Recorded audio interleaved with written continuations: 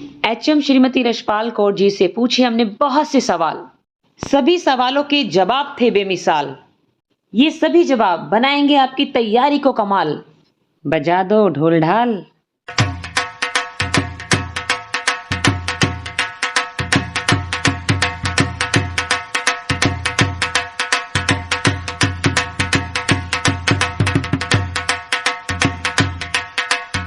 नमस्कार दोस्तों, मैं अनीता आर आज फिर आपके साथ प्रस्तुत हुई हूँ लेकर बहुत ही सम्माननीय अध्यापिका महोदया श्रीमती रशपाल कौर, जो 35 साल अपनी सेवाएं दे चुकी है केंद्रीय विद्यालय संगठन को।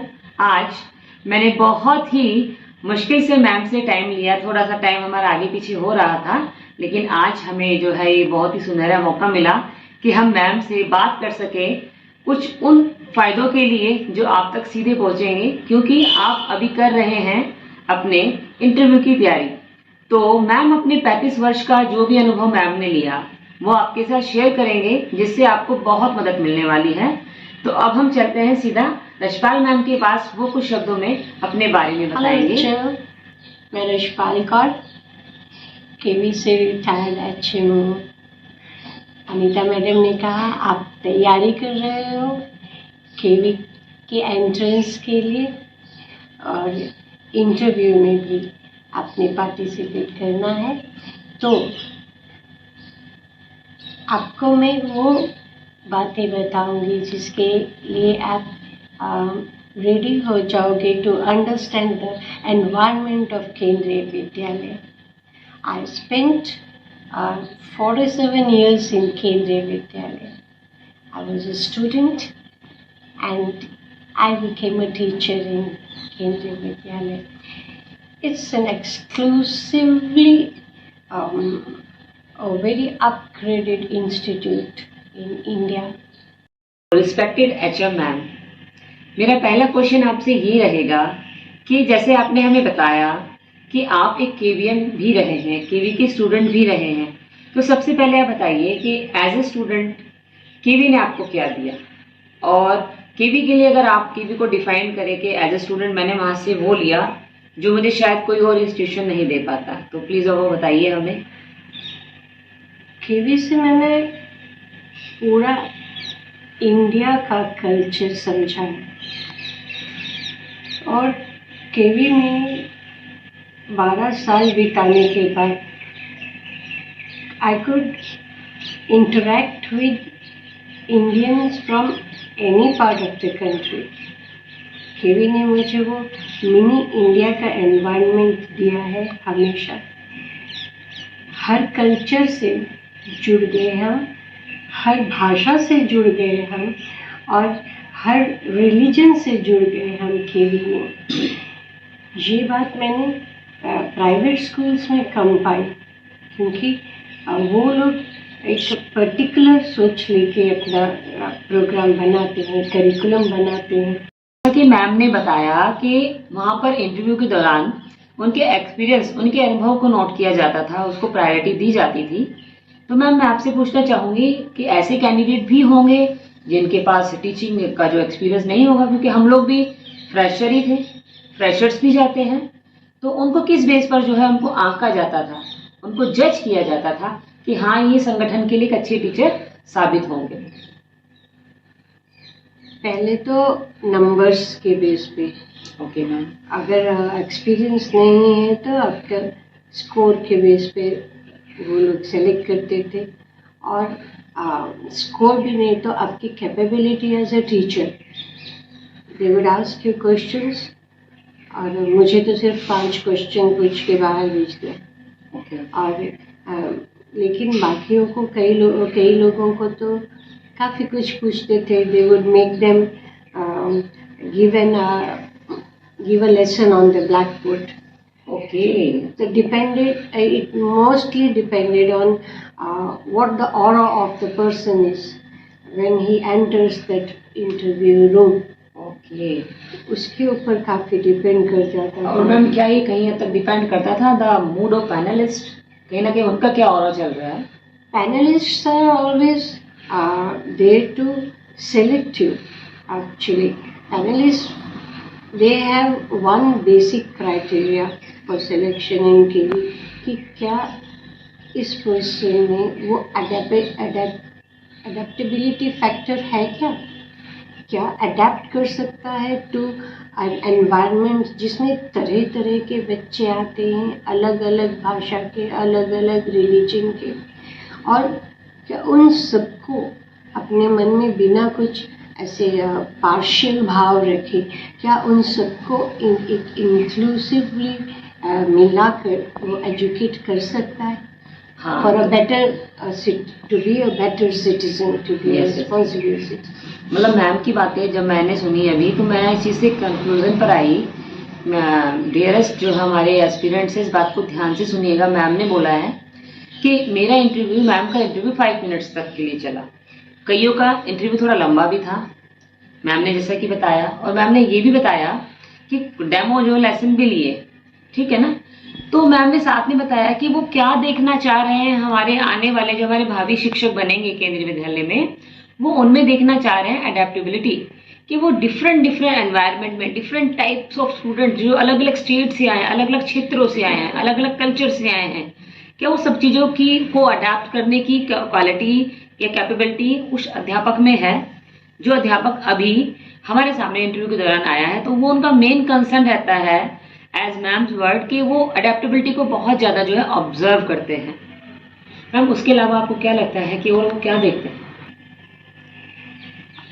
वो इंटरव्यू के लिए आप तैयारी कर रहे हो तो पैनलिस्ट आपको क्या देखेंगे, नॉट योर एक्सटर्नल थिंग, आप अंदर से क्या सोचते हो उस काम के बारे में जिसके लिए आप इंटरव्यू दे रहे हो। आप एज अ टीचर इंटरव्यू देने जा रहे हो तो पैनलिस्ट आपको एज अ टीचर ऑब्जर्व करेंगे कि ये बच्चों के साथ किस तरह इंटरेक्ट करेगा, क्या ये ऑनेस्ट है टू इंटरेक्ट विद स्टूडेंट्स, या ये सिर्फ हमें पैनल वालों को सेटिस्फाई करके और उधर काम नहीं करेगा।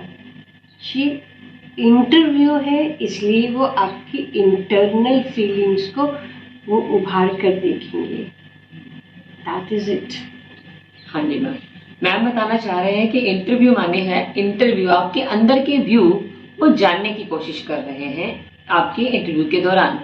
आप कितने डेडिकेटेड हैं, आपकी ट्रांसपेरेंसी क्या है, ये सब चीजें वो जानने की कोशिश करते हैं अपने क्वेश्चन से। आप तैयार होके जाते हैं, रणनीतियां बनाकर जाते हैं इंटरव्यू में कि हम इस क्वेश्चन का ये रिप्लाई देंगे। जो ये आपकी रणनीतियां बनी है ये कहीं ना कहीं एक्सटर्नल है, क्योंकि आपने उसको पहले से ही रेडी एंड प्रिपेयर किया है। आर्टिफिशियल है, कुछ वर्ड कहीं से लिए हैं, कुछ वर्ड कहीं से लिए। लेकिन इंटरव्यू मीन्स इंटरव्यू, आप उस समय एट द सिचुएशन आप क्या रिप्लाई करते हैं। देखिए, अगर आप जेन्युइन हैं, आप बहुत ज्यादा डेडिकेटेड हैं, समर्पित हैं, तो व्यू आपके अंदर से आएगा। इसके लिए आपको कोई पहले प्री वर्क करना, प्री होमवर्क करना या प्रिपरेशन की जरूरत नहीं है। अगर आप पहले प्रिपरेशन से जाते हैं कि इस क्वेश्चन का मैं ये जवाब दे दूंगा, तो आर यू श्योर कि वो आपसे वही क्वेश्चन पूछेंगे। बच्चों, पैनल जो है वो आपके सिलेक्शन के लिए बैठा होता है, ना कि आपको डराने के लिए। और KV wants teachers, KV wants good teachers, good and dedicated knowledgeable teachers को चुनने के लिए पैनल बैठता है। उसमें डरने और घबराने की ज़रूरत कम होती है, अपने कॉन्फिडेंस को गैदर करके रखने की ज़रूरत ज़्यादा है। मुझे सिर्फ 5 क्वेश्चंस पूछे थे, वो भी मैथ्स के, because I was teaching maths to secondary classes in private school. और 5 मिनट में मैं बाहर थी। बाकी जो कैंडिडेट्स थे उन लोगों से, उन्होंने किसी से 10 मिनट लगाए, किसी से 15 मिनट पूछा। मे भी उन्हें उनका पॉइंट नहीं मिल रहा था कि वो किस पॉइंट पर सेलेक्ट करें। किसी से डेमो भी मांग रहे थे, किसी से और डिफरेंट लेसन्स पर जो भी उनकी स्पेशलिटी होगी या जिसमें भी उन्होंने अपना किया होगा। स्पेशलिटी होती है ना, चॉइस वाला जो सब्जेक्ट होता है उनका। लेकिन फाइनली उनमें से कुछ लोगों को मैंने केवी में देखा, ओके मैम। जिनसे लंबी लंबी इंटरव्यू हुई। मैं तो थी और लंबी इंटरव्यू वालों को भी देखा। कुछ घबराए थे, कभी कभी होता है डर जाते हैं, तो उसमें वो घबराहट को आपकी पकड़ लेते हैं पैनलिस्ट। तो आपने अगर डर में एक या दो क्वेश्चंस को गलत बोल दिया, they will still not give up on you. They will still expect with the hope that maybe you are able to give other answers in a better way. So they'll keep on questioning you. Don't get scared of their questioning. Ma'am ये बताइए, जब आपका interview हो गया, आपने बोला कि only 5 maths के क्वेश्चन पूछे थे जैसा कि, तो कहीं ना कहीं वो मैथ्स के क्वेश्चन इसलिए भी पूछे हो सकते हैं कि आपने बताया था कि आप मैथ सेकेंडरी लेवल पर मैथ्स पढ़ाते थे बच्चों को, तो आपने बताया होगा कि मैं ये सब्जेक्ट टीच करती थी। हाँ, तभी उन्होंने आपसे मैथ्स के क्वेश्चन पूछे। चलिए, बहुत अच्छा रहा। जब आपसे 5 क्वेश्चन मैथ के पूछे और आपको हार्डली 5 मिनट आपने स्पेंड करे वहां पर, जब आप बाहर आए तो क्या फीलिंग थी, क्या आप बताएंगे जरा? इट वॉज स्केरी, क्योंकि अब आँखों से वो लंबी बातें कर रहे थे और मेरे से उन्होंने पूछा ही कम, तो थोड़ा सा लगा कि शायद नहीं होगा। एंड बाकियों से जब पूछा तो इट वॉज लाइक इनकी अच्छी हुई मेरी खराब हुई, पर after 6 months I got my appointment letter. और ये तो बड़ी खुशी की बात है कि मैम को अपॉइंटमेंट लेटर आफ्टर 6 month मिला, यानी कि मैम का उन 5 क्वेश्चनों के बाद एक बहुत ही शानदार सिलेक्शन हुआ केंद्रीय विद्यालय संगठन में। मैम आपने किस वर्ष ज्वाइन किया था? 1987। मैम आपकी पहली पोस्टिंग आपने बताया जैसे कि कसोली थी। एंड मैम तो बहुत ही लकीएस्ट रहे कि बहुत ही ब्यूटीफुल सीनरी है वहाँ पर, बहुत ही ब्यूटीफुल, पूरा कहते हैं कल्चर इतना खूबसूरत है, वो सुंदर, बहुत सुंदर है। वो तो मैम आप कभी भूल ही नहीं पाएंगे मैम। ना, नेवर। अच्छा, एक मजे की बात मैं और बताऊंगी रशपाल मैम के बारे में, कि जब रशपाल, आजकल हम कितने वरीड रहते हैं, हम लोग कितने एडवांस, सुपर एडवांस चल रहे हैं कि हमें हार्ट स्टेशन ना मिले, या हमसे, मैंने जैसे कि आपको अपनी पहली वीडियो में बताया है कि क्या होता है, हमसे चॉइसेस पूछी जाती है, हमसे हमारे प्रेफरेंसेस पूछे जाते हैं कि आप कहाँ पर जॉब करना चाहेंगे। बट मैम के टाइम में ऐसा था भी नहीं। और जब मैम को जो पोस्टिंग मिली वो कसोली में थे। And do you know Kasauli right now भी हार्ट स्टेशन है। Kasauli is a heart station. और मैम को नहीं पता था, मैम ने कर लिया, और फिर बाद में जब धीरे धीरे बातें हुई स्कूल में, जो 1 या 2 दिन या 3 दिन के बाद मैम को पता लगा कि मैम हार्ट स्टेशन पर है। तो मैम का डेडिकेशन कितना अच्छा रहा कि मैम इस चीज के लिए वर्ड थोड़ी ना थी कि मुझे मेरे घर के पास मिले या घर से दूर मिले या सॉफ्ट स्टेशन मिले, या फिर कह सकते हैं कि एक हमारा जो XYZ सिटी का होता है सिस्टम केंद्रीय विद्यालय में, मैं आपको आगे बताऊंगी कि मैडम को जो है एक ऐसी सिटी में मिले, हाईटेक सिटी में मिले, ऐसा मैम का कोई ना तो कोई प्लानिंग थी, ना ऐसी कोई सोच थी। तो मैं इसके थ्रू आपको ये मैसेज भी करना चाहूंगी कि आप ये सोचकर दिमाग में इस कंफ्यूजन को तो पहले निकालें कि आपको आपके नियर बाय मिले या घर से दूर या घर से पास या मीडियोकर ड्यूरेशन पर, या फिर कह सकते हैं कि दूरी पर ना। आपको सिंपली जॉब करनी है। इस डेडिकेशन, इस विचार के साथ आप इंटरव्यू में जाए। ऐसे हार्ट स्टेशन होते हैं जहाँ पे they make you feel like a part of the family.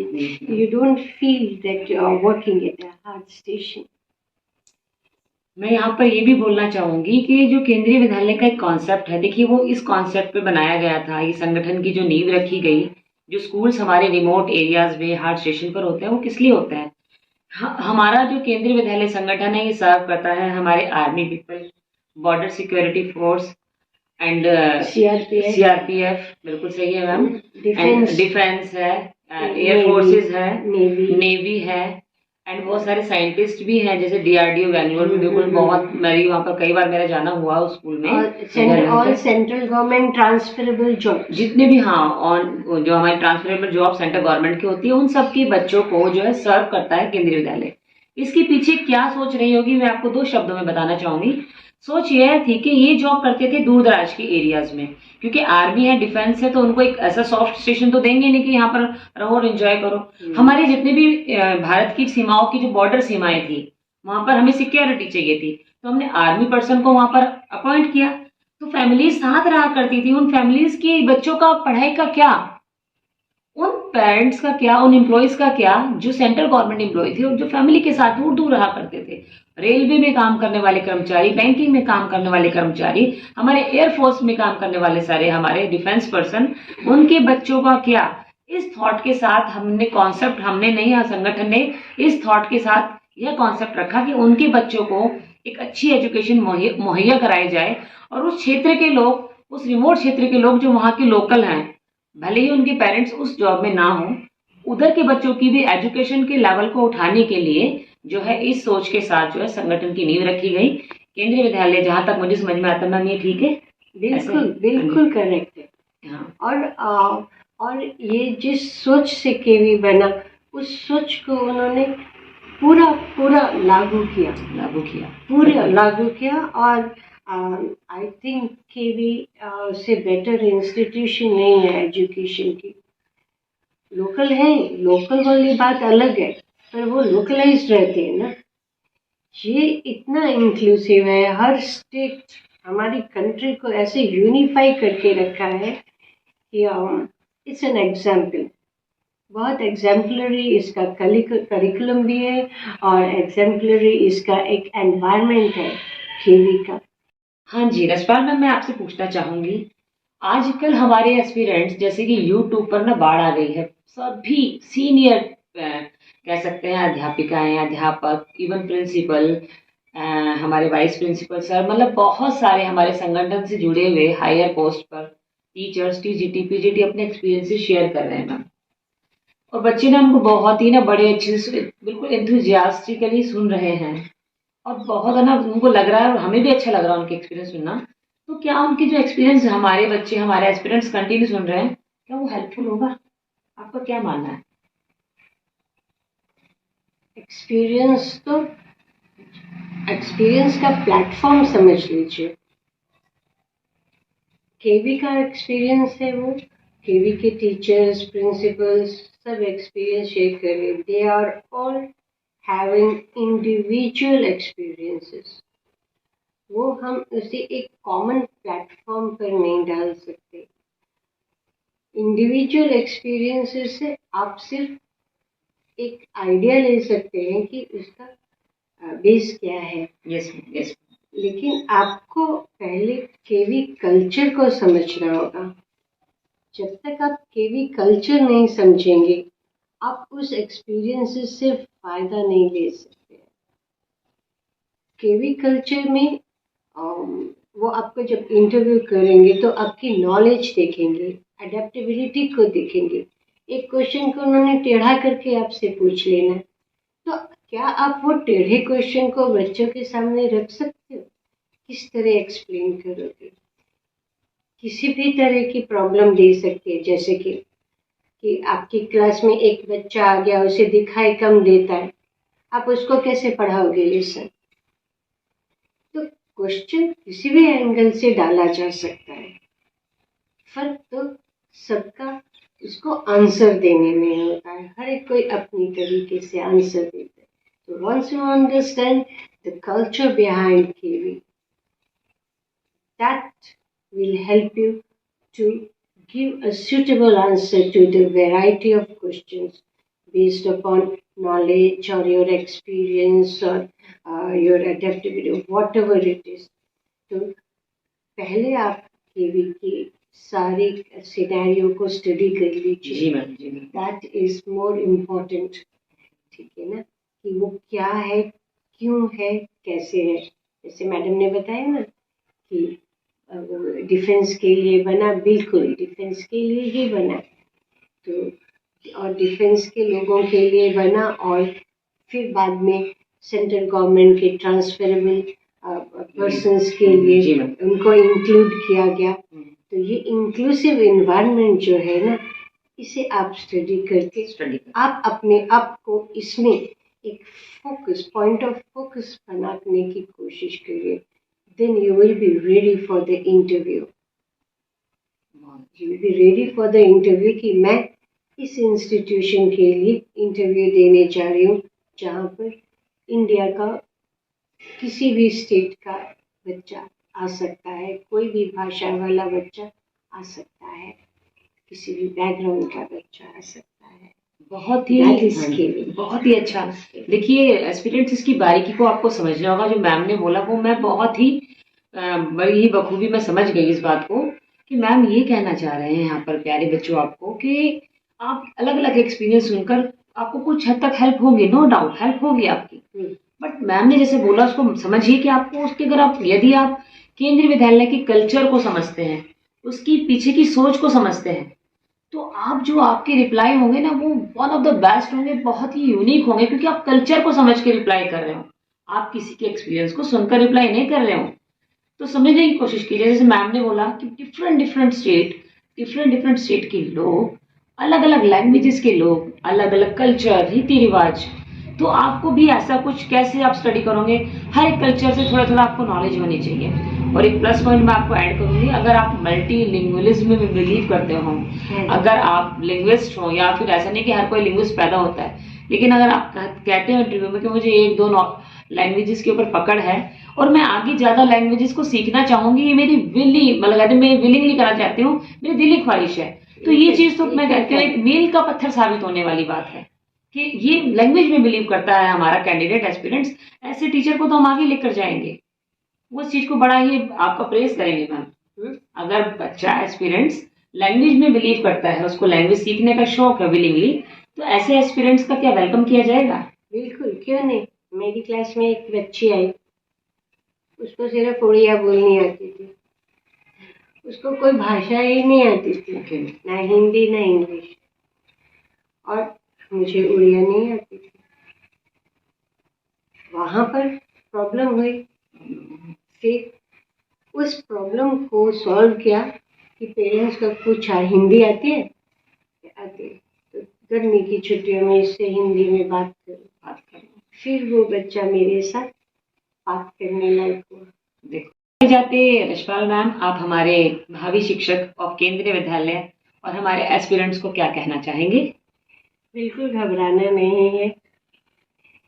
Present yourself as you are. If you don't know an answer to a question, accept it and उनको बता दीजिए नहीं आता है। Don't try to go sideways, इधर उधर की नहीं मारना, सीधा बताइए, क्योंकि अगर आपने झूठ बोला तो पैनलिस्ट है, वो सारे एक्सपीरियंस्ड होते हैं, वो आपको पकड़ सकते हैं। फिर बाद में जो बॉम्बार्डमेंट ऑफ क्वेश्चंस होती है ना, तो वो आपको हर एंगल से पकड़ने की कोशिश करते हैं, तो वो थोड़ा बीटिंग अराउंड द बुश को आप थोड़ा अवॉइड करिए। Be straight forward, is no harm in accepting कि you don't know a thing.